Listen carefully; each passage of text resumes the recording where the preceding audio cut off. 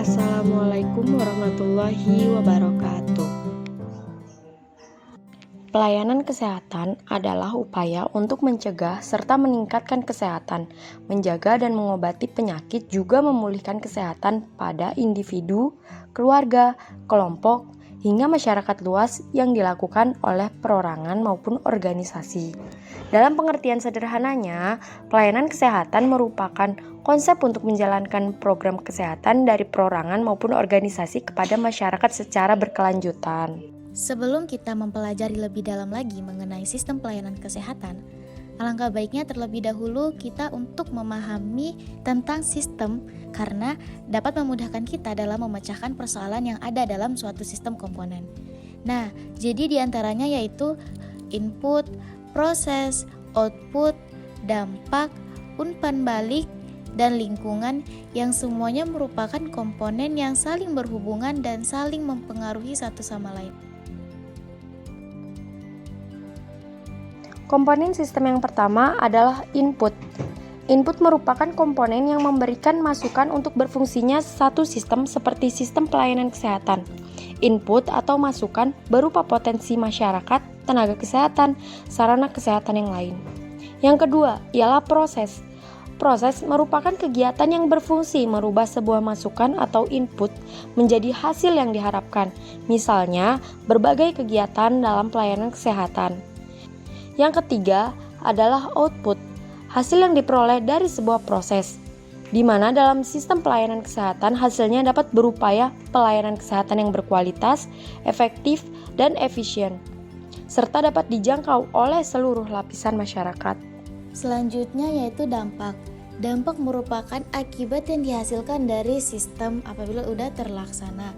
Misalnya, dampaknya akan menjadikan masyarakat sehat dan mengurangi angka kesakitan dan kematian karena pelayanan kesehatan yang terjangkau oleh masyarakat. Yang kelima yaitu umpan balik. Umpan balik merupakan hasil sekaligus masukan.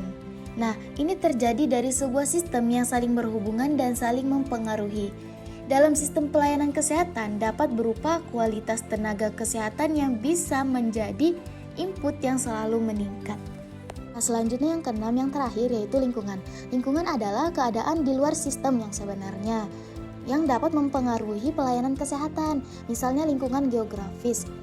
Apakah masyarakat itu tinggalnya di daerah pegunungan atau di pesisir pantai atau di darat atau mereka jauh dari tempat pengobatan atau dekat dari tempat pengobatan. Nah, selanjutnya itu sosial masyarakat. Nah, mereka bagaimana kehidupan sosial mereka? Apakah pendidikan mereka kurang atau pendidikan mereka itu baik? Nah, dan ini pun dapat mempengaruhi pelayanan kesehatan. Oke, kita masuk ke pembahasan inti, yaitu pelayanan kesehatan primer dengan pelayanan kesehatan sekunder. Pelayanan kesehatan primer atau tingkat pertama. Pelayanan kesehatan primer atau yang biasa disebut dengan primary health care bersifat paling dasar yang dilakukan bersama masyarakat dan tenaga kesehatan atau paramedis seperti dokter maupun perawat.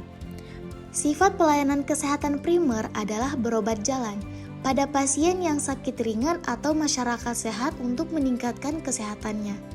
Fasilitas kesehatan untuk mendukung pelayanan kesehatan primer ini seperti puskesmas atau klinik. Adapun peran pelayanan kesehatan primer dalam sistem pelayanan kesehatan. Yang pertama, akses pelayanan kesehatan ke seluruh lapisan masyarakat.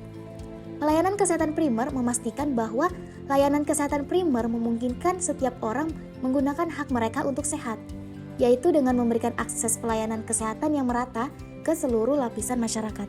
Yang kedua yaitu pelayanan kesehatan berkesinambungan. Pelayanan kesehatan primer menyediakan pelayanan holistik yang mengintegrasikan faktor biologis, psikologis, sosial, budaya, dan spiritual dengan membina hubungan yang erat dan setara antara dokter dan pasien. Menurut studi, pasien yang memiliki relasi dengan dokter pelayanan kesehatan primer akan mendapatkan pelayanan preventif yang lebih baik. Tingkat rawat inap dan kunjungan UGD yang lebih rendah, pengeluaran biaya kesehatan yang lebih kecil, masalah penyakit pasien akan lebih dimengerti atau dikenali dengan diagnosis yang lebih akurat. Yang ketiga yaitu biaya kesehatan.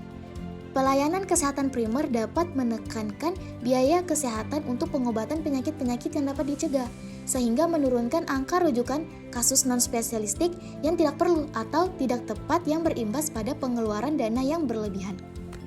Baik, selanjutnya adalah pengertian dari pelayanan kesehatan sekunder, atau biasa orang awam menyebutnya pelayanan kesehatan tingkat kedua.